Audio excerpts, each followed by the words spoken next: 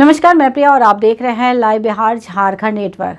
पंचायती राज मंत्री आलमगीर आलम ने यह स्पष्ट कर दिया है कि बजट सत्र के समाप्त होते ही झारखंड में पंचायत चुनाव की अधिसूचना जारी कर दी जाएगी, आचार संहिता लगा दी जाएगी और बहुत हद तक संभावना है कि अप्रैल के दूसरे सप्ताह से आचार संहिता लागू भी हो जाए और जून में मतदान संपन्न करा लिया जाए। इसके साथ ही क्षेत्र में लोग, जनप्रतिनिधि भी अपनी अपनी तैयारियों में जुट गए हैं और अपने द्वारा किए गए कार्यों को लोगों को दिखा रहे हैं, अपनी उपलब्धि को गिनवा रहे हैं और मतदाताओं को अपने पक्ष में करने का प्रयास कर रहे हैं।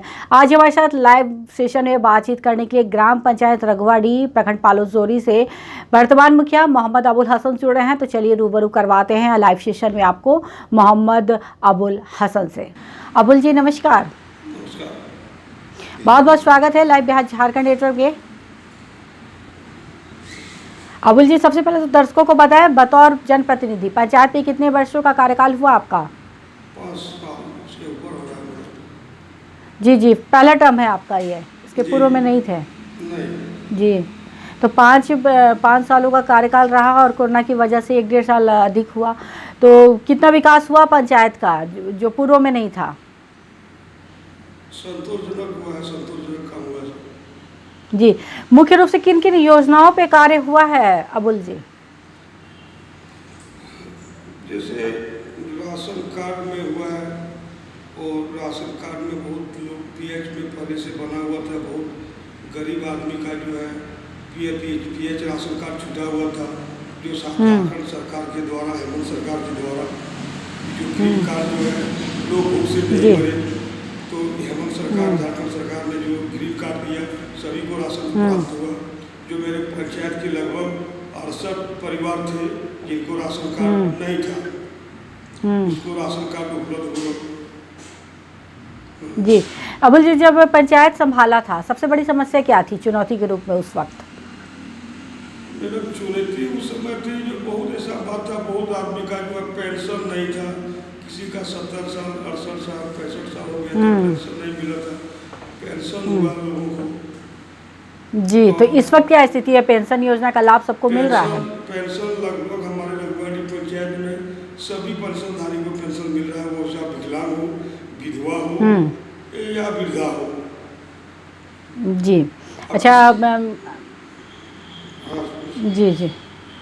जी, केंद्र सरकार की जो योजना है प्रधानमंत्री आवास योजना, इसके अंतर्गत कितने लोगों को लाभ मिला? लगभग मेरा 400 आदमी को मिला है, जिसमें कुछ अभी काम चल रहा है, कुछ काम हो चुका है, पूर्ण भी हो चुका है, लेकिन इस साल को लगा के 16-17 से 20 21 तक 21-22 तक देखा जाए तो लगभग 400 आवास अभी तक दिया गया है। जी, नल जल योजना की क्या स्थिति है अबुल जी? कौन जी का सर?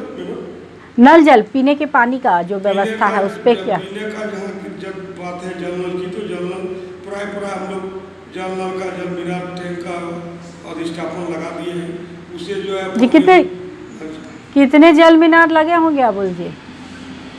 लगभग हम 9 से 10 तक जल मीनार लगाए अपने पंचायत में। जी, बड़ा गांव में 2 लगाए, बड़ा जहाँ टोला है उसमें 2 लगाए, जहाँ छोटा टोला वहाँ 1 लगाए। जी, और अभी और जरूरत है ना, कार्य संपूर्ण हो गया? देखिए मैडम, अभी तो मोटा मोटी जल नल की जहाँ समस्या हमको जहाँ तक लगता है ये खत्म हो गया है। वो सरकार के द्वारा पीएचडी के द्वारा भी पहले से जो है चापा नल लगा हुआ था, हैंड चापा नल, तो और उसके बाद हम लोग भी चापा नल लगाए। ऐसे तो समस्या प्राय जो है पानी की समस्या जहाँ तक है हो ही गया है, और जहाँ तक अभी फिर सरकार के द्वारा जो नल के द्वारा बड़ा टैंक हर पंचायत में बन रहा है और पंचायत के द्वारा सभी घर में सप्लाई होगा, उससे अब नहीं लगता कि पानी की समस्या होगी किसी को। जी, और मनरेगा के तहत क्या क्या कार्य हुए आपके यहाँ? मनरेगा के तहत में जो होता है, जैसे आपका मनरेगा के दोबा है, जैसे शॉर्ट फीट निर्माण है आपका, जैसे क्या बोलते हैं आपका नोडेफ है, पशु से ट्रेंच कटिंग है, डोभा है। डोभा को इसलिए बनाए, ट्रेंच कटिंग इसलिए बनाए कि पानी का जो है देश की जो स्थिति है, हम लोग झारखंड में है, हम लोग सबसे ऊंचे राज्य में है, और जो है सरकार का ये बहुत अच्छा स्कीम था जो हम लोग पानी को रोक सके, दोभा बनाकर ट्रेंच कटिंग बनाकर पानी का स्रोत को रोका जाए, क्योंकि पानी का स्रोत बहुत नीचे जा चुका है। यह योजना होने से पानी का बहाव जो पानी होता है उसको डोभा में रोक दिया जाता है। उससे अगल बगल थोड़ा सा जमीन में नरमी आती है। जी। और आपके यहाँ बिरसा हरित योजना, इसके अंतर्गत क्या कार्य हुआ? ग्राम हरित योजना में योजना के तहत जो है सर, जैसे बागवानी हुआ है, बागवानी हुआ है। और हमारे यहाँ थोड़ा सा समस्या जमीन के लिए है, क्योंकि हम लोग के यहाँ पर जो है आदमी के पास जमीन अवेलेबल नहीं है ज़्यादा। जो ज़्यादा जमीन जो होता है ना, तो ज़्यादा जमीन होता है तो बागवानी करने में या बड़ा बड़ा योजना मनरेगा में करने में आसानी होती है।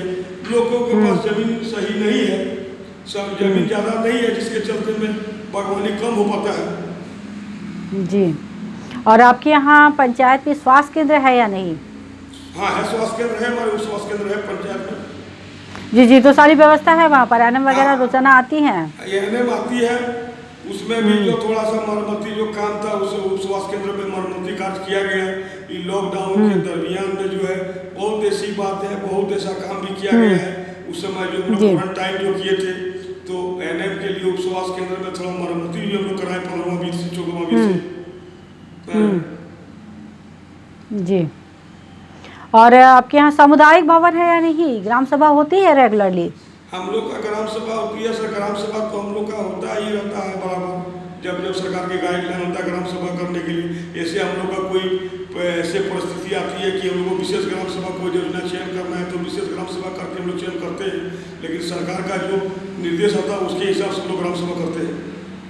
जी। अबुल जी, आपके पंचायत में किसी को समस्या होती है, कैसे कनेक्ट करते हैं आप तक? अपनी बातों को लोग कैसे पहुंचाते हैं? क्या उसके लिए साधन है? तो हम लोग डायरेक्ट आपसे कनेक्ट हो जाते हैं? हम लोग तो ग्राम पंचायत का ग्रामीण है बेटा। जी जी। हम लोग तो खुद घर घर जाते हैं, गांव जाते हैं, जी। समस्या डोर टू डोर कैंपेनिंग होती है आपके एकदम द्वारा? Door to door.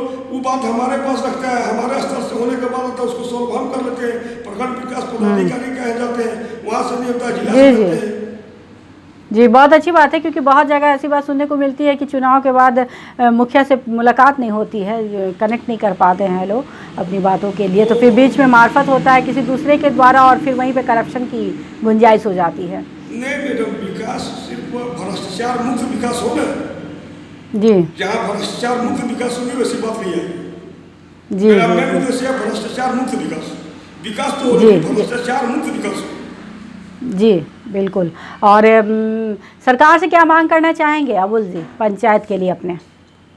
सरकार से तो मांग किया, सरकार तो सब चीज उपलब्ध कर ही रहा है। और झारखंड सरकार में सरकार बहुत अच्छा। जी, कोई विशेष परेशानी समस्या जिसके लिए आप कोई सुविधा चाहते हो सरकार से कि सरकार इस पर ध्यान दे, कार्रवाई करे? हाँ, सरकार ये सब यही है कि अभी जो हम अपने स्तर से जो देख रहे हैं कि सरकार के तरफ से प्रधानमंत्री आवास में जो रुपया मिलता है, आज की जो महंगाई है, सीमेंट का दाम, बालू का जो है, ये सब लेकर जो है लोगों को बहुत दिक्कत होता है मेरे जी। और इस सब में थोड़ा सा अगर वैसे हम लोग तो बजट में सुने कि सर हेमंत सरकार, झारखंड सरकार जो 50,000 रुपया 3 कमरा 1 कमरा बढ़ा के 3 कमरा देकर 50,000 रुपया ज़्यादा देगा, ये बहुत खुशी की बात है। और बजट जो हुआ मैडम, वो बजट तो गरीबों का बजट था। अच्छा, बहुत अच्छा लगा, लेकिन धरातल में कब पहुंचेगा ये तो बात की बात है। जी जी बिल्कुल। और चलते चलते एक आखिरी सवाल, क्षेत्र की जनता को, अपने पंचायत के लोगों से क्या अपील करना चाहेंगे चुनाव को लेकर हमारे चैनल के माध्यम से? हम अपना जनता को ये कहना चाहेंगे, जो विकास किया है, जो भ्रष्टाचार मुक्त विकास किया है जी, उनको वोट दो। जनता जनार्दन है। जी बिल्कुल। बहुत बहुत धन्यवाद आपका अबुल जी, लाइव बिहार झारखंड नेटवर्क से बातचीत करने के लिए। आपको भी धन्यवाद और आपके सभी टीम को धन्यवाद। तो ये थे हमारे साथ लाइव बातचीत करने के लिए मोहम्मद अबुल हसन, जिन्होंने बताया कि 5 वर्षों से बतौर जनप्रतिनिधि इस पंचायत में हैं। विकास के तो हर कार्य किए हैं, जिस तरीके की सरकार की गाइडलाइन होती है, योजनाओं को उसके अनुसार उतारने का प्रयास भी किया है। हालांकि उन्होंने कहा कि अभी भी बहुत कुछ कार्य करना, संपन्न करना बाकी रह गया है। अगर जनता उनको दोबारा अपना प्रतिनिधि चुनती है तो जो भी अधूरे कार्य होंगे उनको पूरा करने का पूरा प्रयास करेंगे। ऐसी तमाम खबरों से अपडेट रहने के लिए आप देखते रहे लाइव बिहार झारखंड नेटवर्क।